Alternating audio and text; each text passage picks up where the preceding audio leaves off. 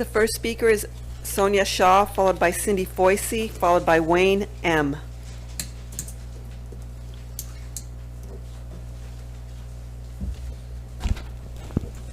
Good evening, guys. I'm safe. You can trust me. We don't have to tell your parents. Statements like these are used by predatory adults to create distance between a child and their parents. It is one of the steps in the groomer's playbook. So why am I bringing it up here?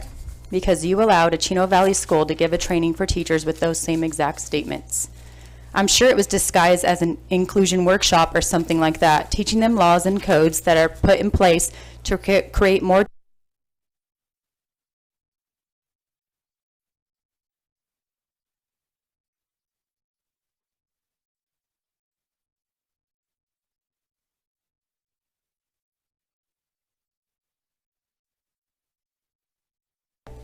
junior high. I'm not calling our teachers child predators in any way, but we all know that it does happen, and policies like these ones open the door for it, making it easier for those who set out to hurt our kids. When is enough enough? We have warned you continuously. If you are not transparent with this community, we will be. We are watching, and we will let the community know. You are so proud of what you're doing, and yet you hide it from us as parents. It is so disappointing the way that you're handling this very sensitive topic. So some of you have said, and I heard the comment, send your kids to private school. And we all know that's just insane. Why should we send our kids to private school? Because you want to have a bigger say in how they're raised than their parents. The community pays for this district, and I can tell you, Christina, you were wrong by referring to us as a minority. I personally met with thousands of people in this community, not just parents, and they do not support this grossness. The majority of them are not okay with what's being pushed in our schools. You have created a mess in an environment that's no longer safe for our children. Parents will know, they need to know. Change is needed, and change is needed now. Enough is enough. It's really disgusting what you're doing to our children. Thank you. Cindy Foisey, followed by Wayne M., followed by Misty S.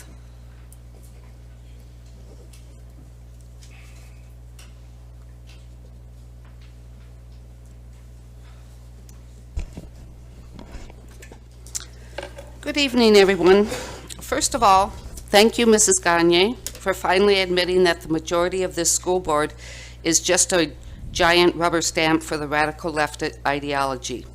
That includes the California Department of Education, Mr. Tony Thurmond, your friend and campaigner, and the California School Board Association. Check out Mr. Thurmond's Ethnic Studies model curriculum.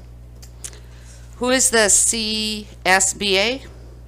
It is the same group that had a membership with the National School Board Association, the NSBA. The NSBA is the same group that sent the letter to Merrick Garland calling for us parents to be considered domestic terrorists.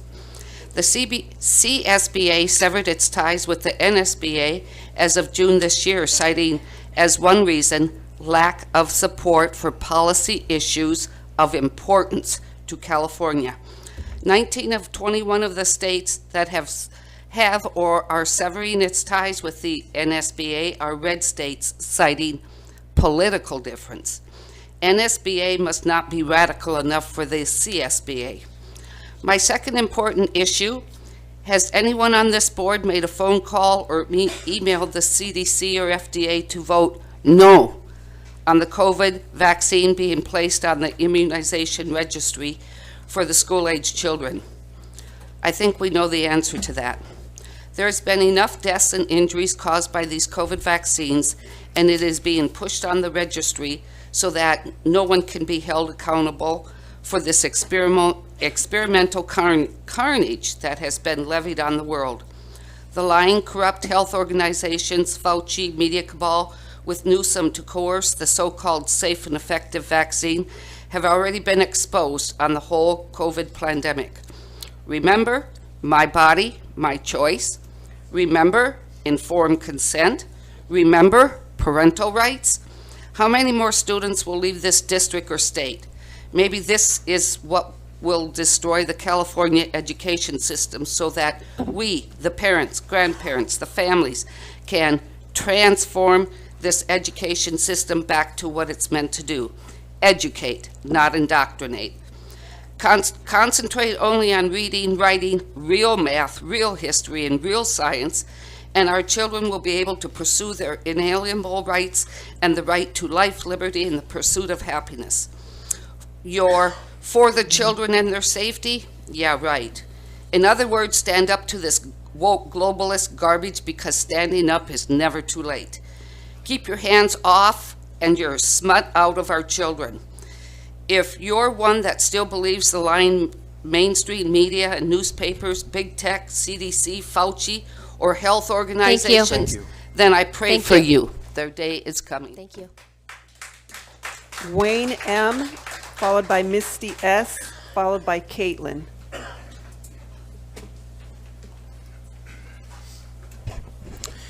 Good evening, Chair, Board, and community. We need new leadership, and this is the reason why.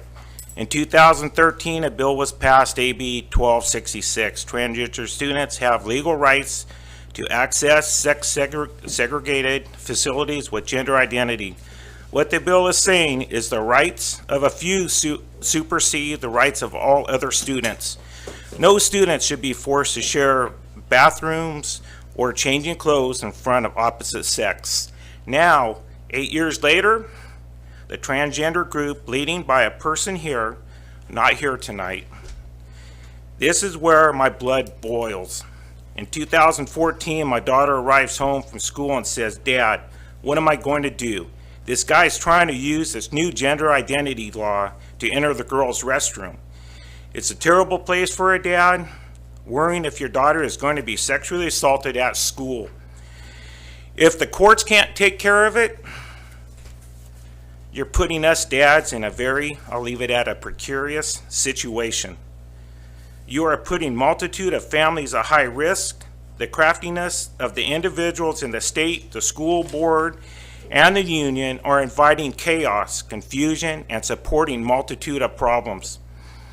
We care about all of our kids, but this transgender bill is disrespectful to our students and should not be allowed in our schools. Listen, I speak for a cousin that was caught up into a cult atmosphere that pushed transgender ideologies and was encouraged to change her identity. He highly regrets the decisions that she made as a young lady. That's why we should not be encouraging this movement. At the board meetings, when caught, you will hear comments, "This is not the place for politics at the board meeting. Our kids need to learn." But after watching for a year now and listening to all the board meetings, they are very political and it's all about politics. You have two groups. You have a dedicated mothers and fathers honoring and fighting to protect our students in a professional learning environment, and extremist left group pushing their agendas and bringing political unrest to our board meetings. So men, don't let your families down. This is where we are the voters and we have the power to vote, and I mean all parties, Republican, Democrats, and other parties. Please vote for the representatives to protect our kids and future. Do a little research and then talk to those dads in our sporting events and other activities about the November 8 elections. James Na's not here. Thank you. Ted Cruz. Thank you. You guys hold strong. Thank you. Misty S., followed by Oscar Avila, followed by Michael Sherman.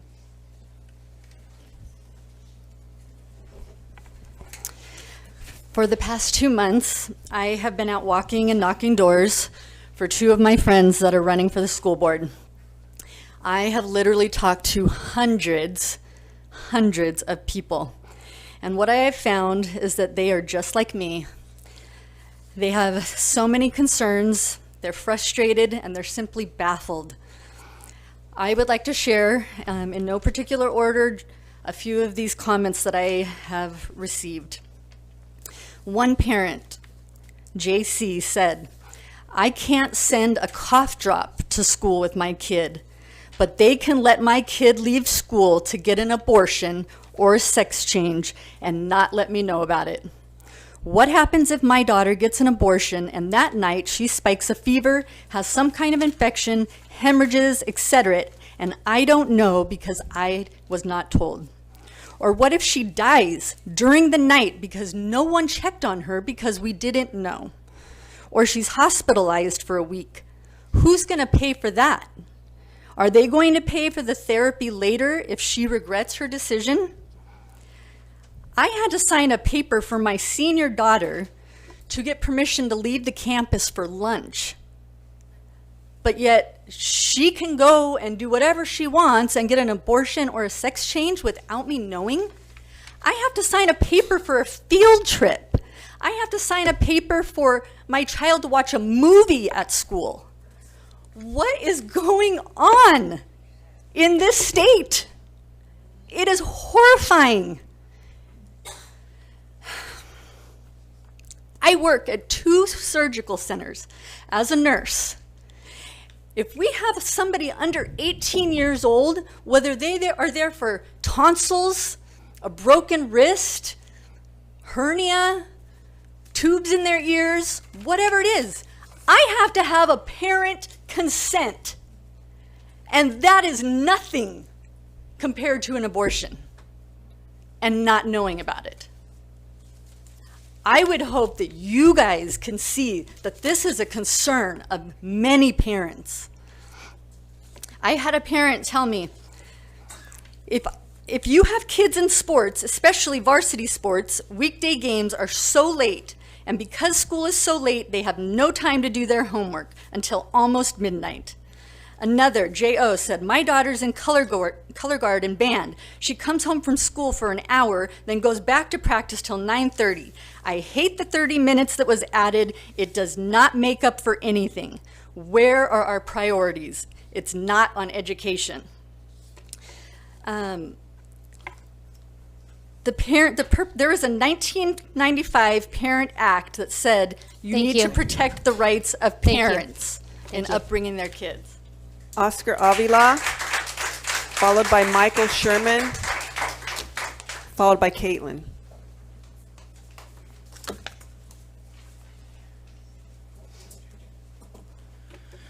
Good evening, board. It's crazy. We went from education to indoctrination. You know, I've never heard so much talk about sex. So now with a teenager. So I keep on thinking, why are we going down this path? Why is society going this way, where literally people that are not parents are starting to take over the role of parents? I'm a Latino. We're conservative. We don't allow. And what's happening now is going to come out. You're going to hear about it.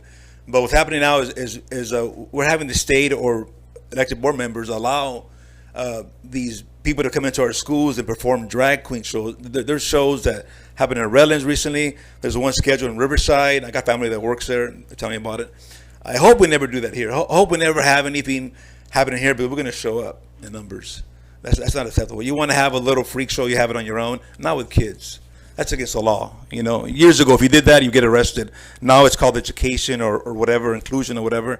As a parent, as a Latino, we believe in life. We believe in family and marriage. We believe in rights of the parents. We believe in order. We believe in accountability. You know, we don't believe in the state or somebody else raising our kids. That's never going to happen here. So I keep on thinking, why is this happening, right? Why are we going down this road? And then I began to look at our candidate here. We have our incumbent, right? And then I realized that 95% of your donations are out of state, out of the area. 64 are out of state, and 30% are from D.C. And not that, but only 4% of your entire donation package, people that live in the area. So I'm thinking, why are you so popular? You know, I mean, you're like going viral everywhere, right? So I have a list of your donors, right, which is public notice, right? Attorney of U.S. Department of Justice of D.C. and California. Attorney of U.S. Government D.C., COD, D.C. Bar, Maryland, Attorney U.S. DOD, D.C., Political Operative House of Majority, PAC, D.C., New York Historical Society, Maryland, Union Rep American Federation of State, County, and Municipal Employees of AFL-CIO, whatever that is, Development Director of National Archives Foundation, Virginia, Government of the White House, D.C., State Representative, Pennsylvania Legislature. United Food and Commerce Workers International Union Active Ballot Club, DC. United Steelworkers District 12, California, non-federal PAC. Bricklayers Alec of California. Build the Bench PAC. Chino Valley Democrat Club 1. Legislature of LA. Planned Parenthood. That's a big one, Planned Parenthood, right? We're going that way now. Connie Leva, of course, the princess. Chino's CTA. California Employees Association. Inland Empire. So it's a whole lot of people that don't live in the area. But the DC thing and the Planned Parenthood thing really worries me. Thank you. So, Michael Sherman, followed by Caitlin. Hello, my name is Michael Sherman. Parent here of 2 kids in the district. Don't have anything prepared planned to speak, but I wanted to speak on, I would like to request that the board deny the state the power to inject our kids with pretty much a still experimental vaccine. If it does pass, I believe that we have the power to stop them. There's no reason why, if it doesn't affect transmission, doesn't help transmission, it doesn't really, we don't really know if it really helps, because I'm not vaccinated. I had COVID, no issue. No, my kids had COVID, they were fine. Did it suck? Yeah, it sucked, but it wasn't horrible. They got over it. Tylenol, that's about it. So, if they're vaccinated, would they have been better? I don't know. Maybe, maybe not. Maybe worse. According to recent studies, they're finding potentially blood clots. A lot of the mortuaries are saying, "Hey, we're taking us longer to process dead bodies because the blood's coagulated, which is not normal." So, I don't want my kids having that. I will take them out of the school. If they pass it today and you guys don't do anything to stop it, I'm out this year, not next year. I'm not waiting, just because I'm principal. Second, I don't like what he said, Oscar. A lot of the outside support for a candidate in a local election doesn't quite sit well with me too much, especially Planned Parenthood and others. It seems like, there's ulterior motives, I think. And I guess that's about it. That's all I can think of right now, off the top of my head. But I'm not happy. And I'll be fighting for whatever I can on that note. Thank you. Caitlin. Caitlin.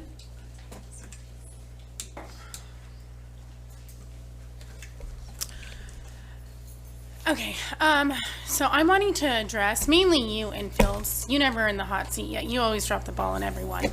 You are not an elected official. You are an employee. We pay for you to keep your electricity bill on, to keep your mortgage, keep the cars in your driveway. Yet you guys pick and choose what bylaws you want to honor for us. We go and we ask for action items, and you and Gagne go and say, "Oh no, we're going to disregard that." Yet you push back on us when we try and go and push on you guys. You guys, "Oh, no, there's bylaws in place." You pick and choose. And I know Gagne's a DNC politician, not for the parents. That's very apparent. This is a stepping stone for her. But you, this is your job. We will come for your seat. And relax, Schaefer. Don't call the police on me. This isn't a threat. But I'm telling you right now, we will come for your job. You pick and choose what action items you want to go for, and we will come for your seat. You don't get to do that. You don't get to play politics. You are not an elected official. You're an employee, and we pay for your seat there. We pay for your bills. We pay for your living wages. Remember that when we as parents pay our taxes for you to sit in that seat. I'm not speaking to any of you. You are a dead ends meet. You are not for us. You don't speak for us. Bridge, you are just a sitting position. Schaefer, you're out. Outside of that, you know who I'm talking to. You need to stand up for the parents and stop playing along and pandering to the people that you know is going to make it in the end. That's not how this works. If you're going to be in your position, you need to speak for the parents and for the kids. So when we ask for bylaws to be honored, you don't get to go and try and find a loophole, and then we ask on the other end for bylaws, you push back and say, "Oh, no, sorry." That doesn't work that way. It's hypocritical, and we're tired of it, and I'm watching you. So you need to watch it. And again, Schaefer, don't call the police on that. Thank you. Thank you. That's the end of our public comments. Are there any speakers? We have 2 speakers on item 2A3. Okay. Sonia Shaw, followed by Misty S.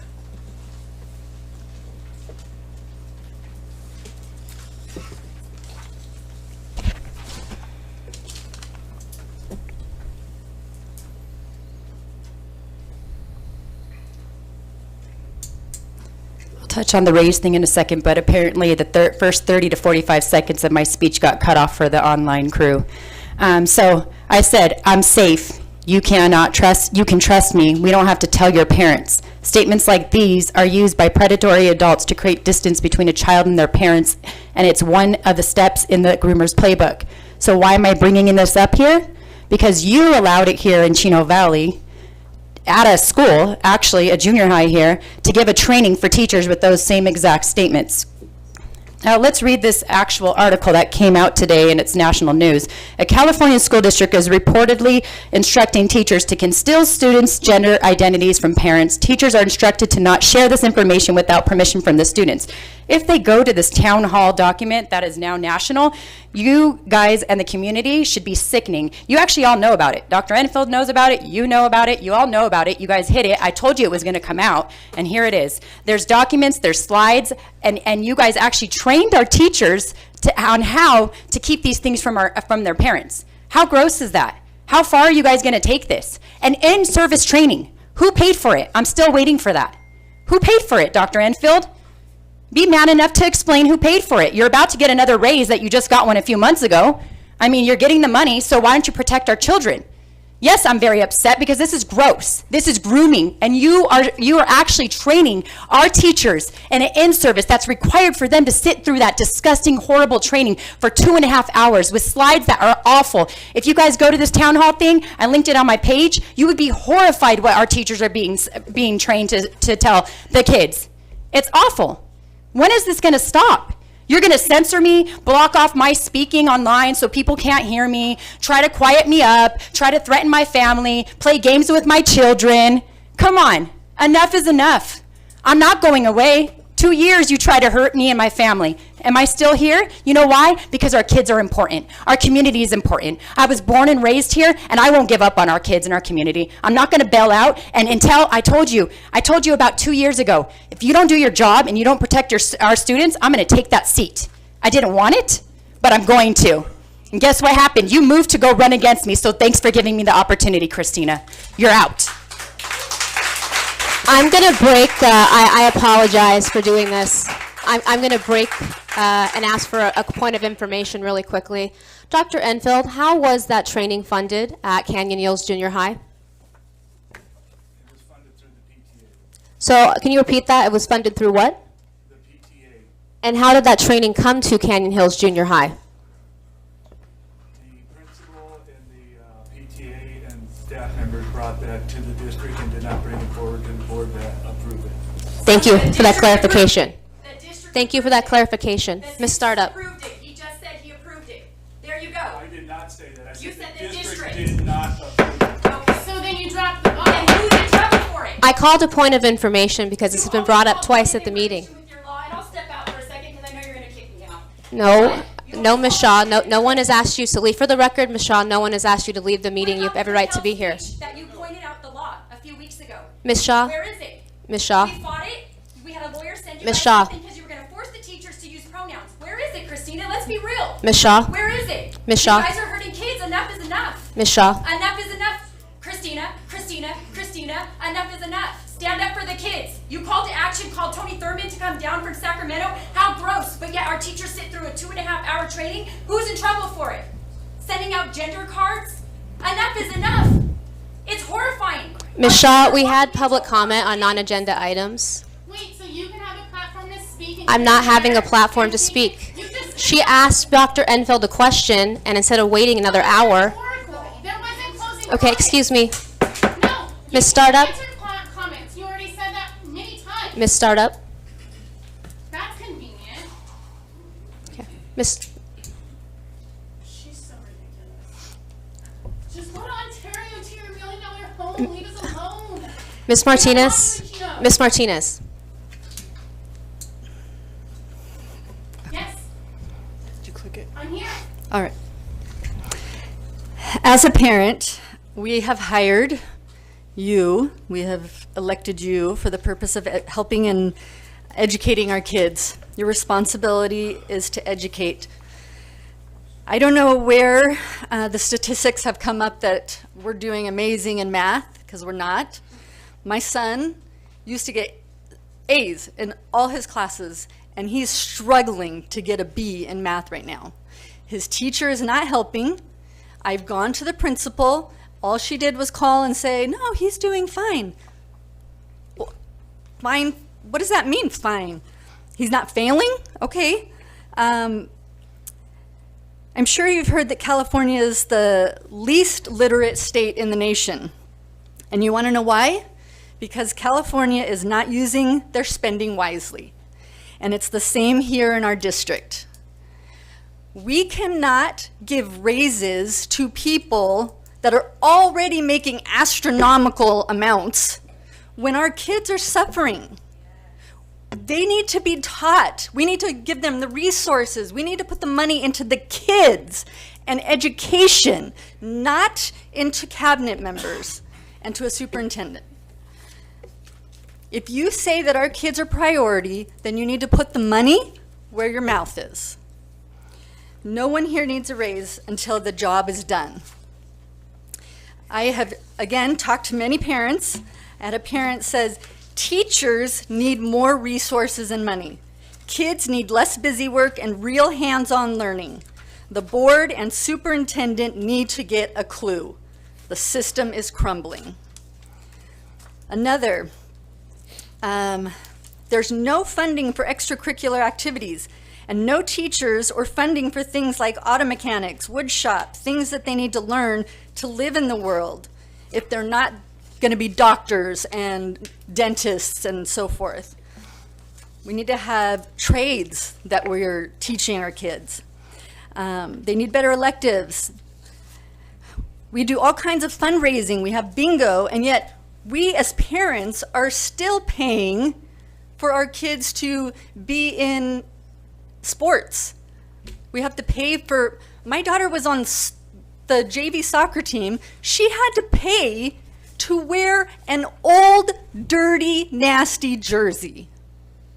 That's where the money needs to be going to. Our kids.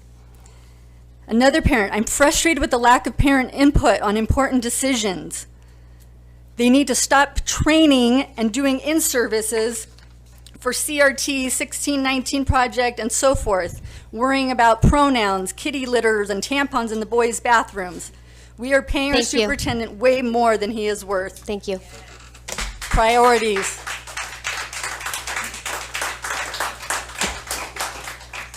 Pat, are there any further speakers? No further speakers. Thank you.